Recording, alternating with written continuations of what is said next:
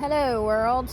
It is my day off from work because I took off from work, and I'm gonna put on my glasses because it is mucho sunny out. So this is Miami, technically Sunny Isles Beach. It feels really good to be getting some sun because I live in this beach community that I've told you, like, I'm working so hard to be here and working so hard to stay here and blah blah blah, and yet I never go to the beach. So beach is there. We're going for a nice walk. I put on sun lotion. Our building or condo that we own, that we live in, has so many assessments going on that it's actually hard to keep track of all the assessments and every check that's due. Like we have a monthly maintenance, and then we have at least two special assessments with two separate checks. Okay, so we successfully turned in the check. One last thing to do, which is good because then I don't have it on my mind. But we are leaving our building, which is back there.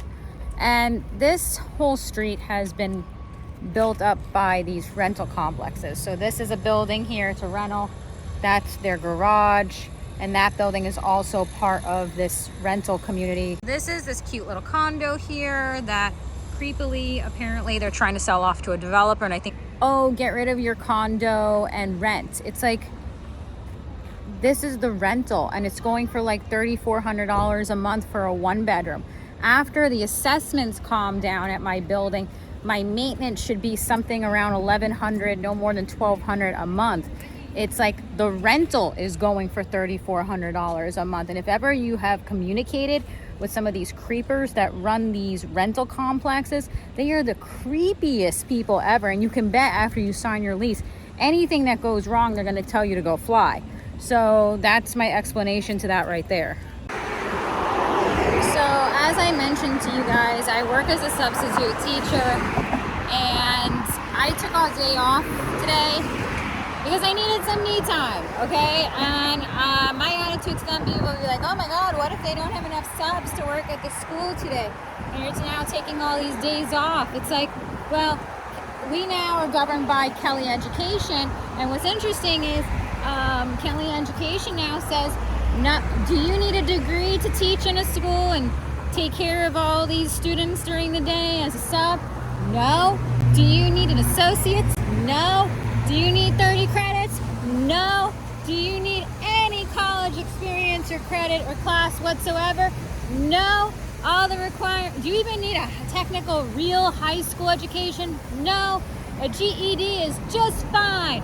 It's fine. You can be a high school dropout, get your GED, 2 months later, go back and maybe teach your friends that you left behind a year ago. It's awesome. And parents out there, it'll be great. And then for some people being like, well, it's good they lowered the requirements. That way, because they were having trouble getting subs, and you don't need a degree to hand out some papers. It's like, think about it the other way around.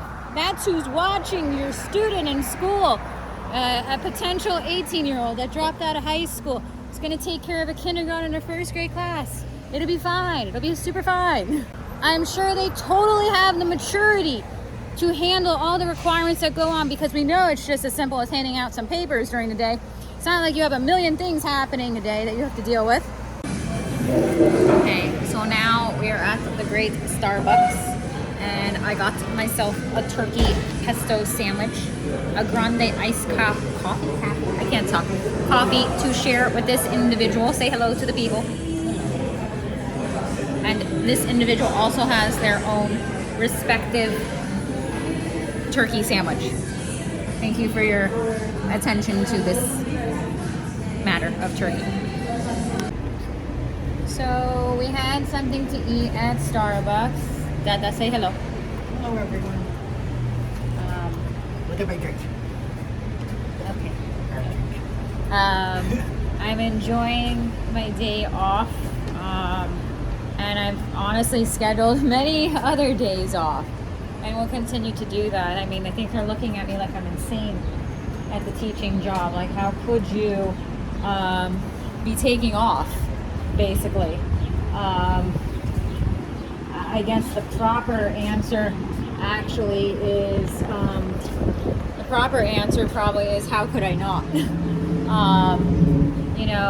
I mentioned in some of my other videos that I went from, you pretty much knew you worked every day, to now yo-yoing. The other thing that happened was, like, I saw I was scheduled, then I was deleted for that day, not due to my own accord, and scheduled for a different role that day, and then another one appeared to be like unscheduled, scheduled, like all these like things. You don't even know what they're paying you. I don't even know what I'm being paid, because I'm being put under, like, it seems like different, like, I'm being scheduled for me, and then, like, in other words, I'll be scheduled like for a para role, a paraprofessional role or something, even though, like, I was in a room or this or that. I don't know. So, like, I'm supposed to know the rate that I'm working, but it seems to be fluctuating, which shouldn't be happening.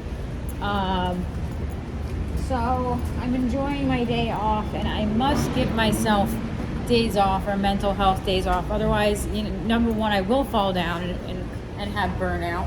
But if you're, or before they said hello to you and now it's hi Kelly girl, that it's a scuzzy company. It has like referral services, like where if you can get someone to want to work for them, they'll pay you supposedly $100. It's just, this is just a scuzzy situation that I'll probably get more into, like a lot of the different things that have happened in other videos. But I think for me, the major changing element at this job was when I went through the health scare, and a lot of the things that were said to me at this job.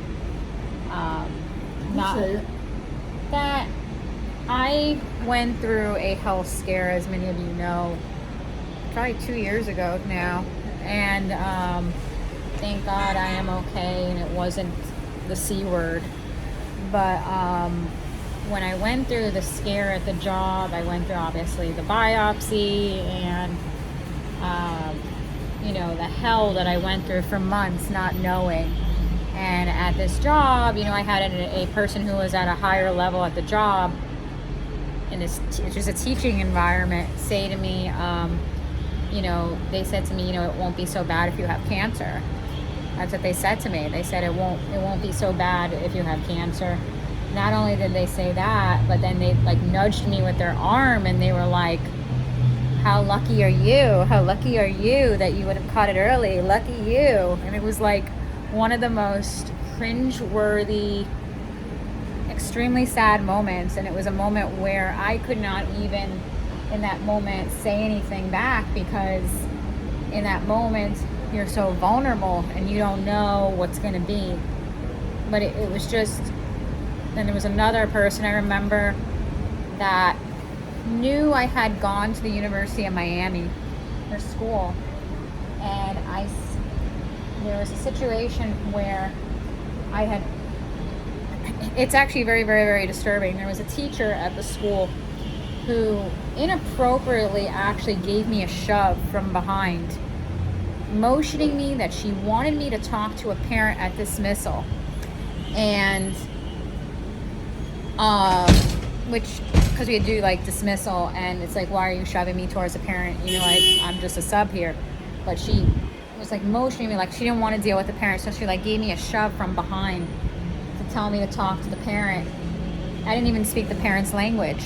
And number one, I kind of, after she shoved me, I kind of like backed away, and I'm like going like this to the parent, like, I don't know how to deal with this. And then I said to her, can you please not shove me? I've just had a surgical procedure done. I had a biopsy done, and I'm, very sore, and when she shoved me, it kind of hurt. And because I'm so used to sugarcoating abuse in a way, I said to her, I then tried to like put the blame on me. I said to her, please don't do that. I have just had a biopsy done, and I was being screened for that type of cancer. And her response, because this was a person who knew I had gone to her response to that, instead of saying, I'm so sorry for what you're going through, or I apologize for shoving you, her exact response was, I guess it's all about the you, whoop whoop. And it was like, if an environment has made fun of cancer, knowing that I was going through a vulnerable situation where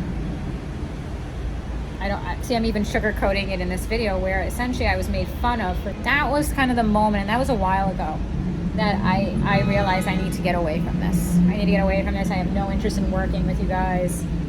This is extremely part-time, and I'm going to work very hard to, as I am doing now, I've gone through from part-time to extremely sporadic part-time. I mean, like I've told them in the video, I could work one day, then a week could go by, I could work 2 days, then I could work 3 days in a row, and then I could be gone for 2 weeks. You know, I have every intention of weeding this out.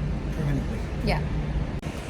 You know, especially because the environment is an education environment, it kind of baffles you. Like, how are they able to say those things to someone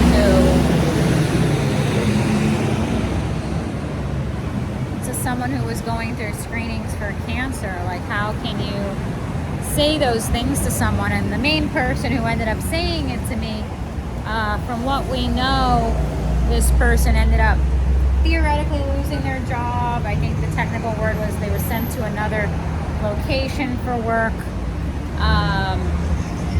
From what I understand of the location environment, it sounds like it's kind of undoable. It's kind of like an alternative situation there. And I don't even think this person's employed anymore. But it's certainly baffling, you know. I feel like I hear more and more of these stories today of that a lot of your people today that go into education are not exactly the best of moral character, basically.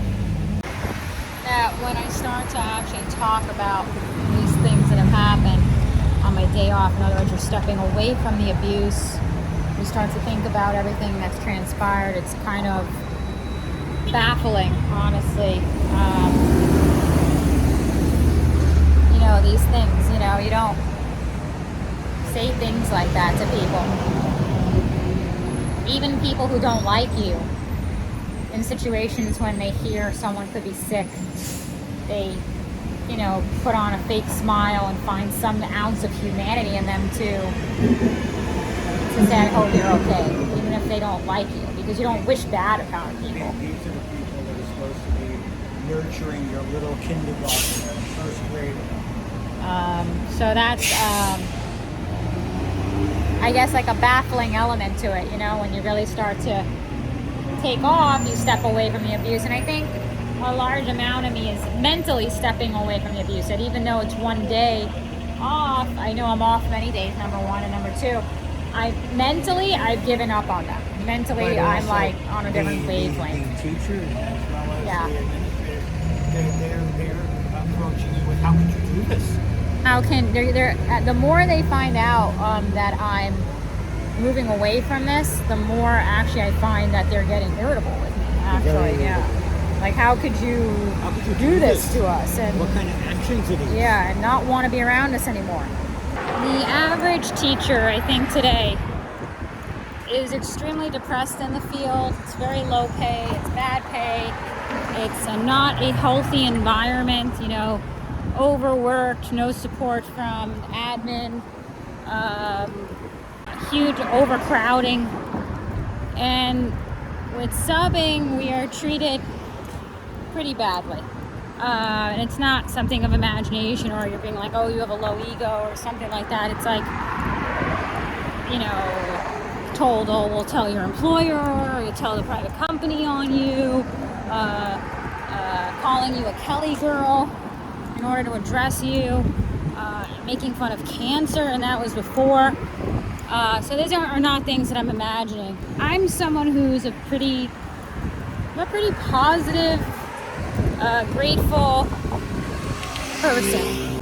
5 to 10 incidents a day of, you know, inappropriate emotional abuse, something like that. And, you know, obviously when you get done with your day, you feel down. Get away from this environment, even for a day, I come alive. Like, the environment, it's like a very, very, very simple way of putting this is the environment is toxic.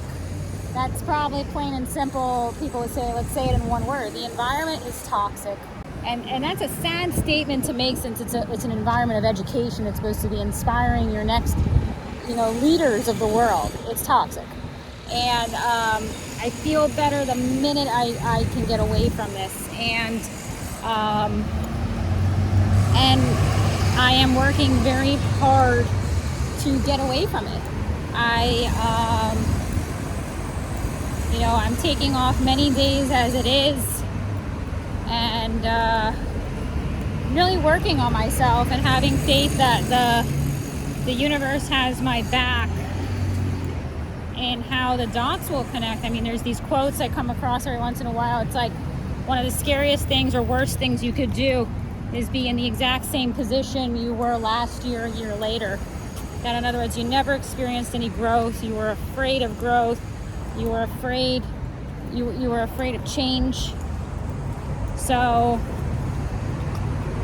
I am working now. Yeah. And you need to get away from this permanently. You're not going to be a substitute teacher. No, it's not going to be my career. You're not going to be a permanent full-time teacher with the public schools. And you need to get away from it. When I have full-time teachers, they'll say to me, "Don't you want to be a full-time teacher?" No, I don't. And what do they also tell you? And when they make those comments, they themselves are miserable. And what do they also tell you? I only got another 18 years to go. That you'll find teachers in the school system that are, relatively young, 30 years old, maybe been teaching a few years, and they are counting down. They're counting down to retirement as a 30-year-old. It's not normal. You're actually like counting away your youth and your life. And no. And when they ask me, why don't you want to be a teacher? The answer is really for the same reason you wish you didn't become one. But you're counting down. You're asking me, don't you want to be a teacher? It's like, no. Why? For the same reason you look at the floor every day when you come into work. The same reason you don't like it. So we have just gotten home from our much needed walk. Gonna go upstairs and edit this and get this up on the channel. And like I mentioned, I think briefly, and it's obvious, that the more I'm able to more honestly vlog about my day and the building and real things in my life, the easier it just kind of flows. And I've never been great at that type of content where it's like super fake, like, here, let me spin around to the music with the outfits. It's fun every once in a while to do, but it's not really my thing. But thank you all so much for watching. I will see you soon in my next video. I'm happy I got a cup, and I will see you soon in my next video. I have Patreon and YouTube channel memberships, and Dad is showing you his drink. Okay, that's your signature move. Okay, and I will see you soon in my next video, and bye.